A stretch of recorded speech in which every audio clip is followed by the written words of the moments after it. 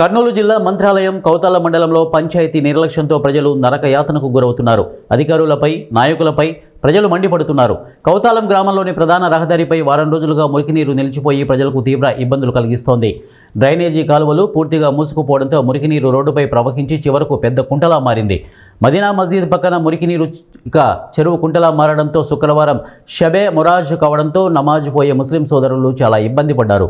మురికినీరు దుర్వాసనతో పాటు దోమల బెడద పెరిగి అంటువ్యాధులు వ్యాప్తి చెందే ప్రమాదం పొంచి ఉందని స్థానికులు ఆందోళన వ్యక్తం చేస్తున్నారు.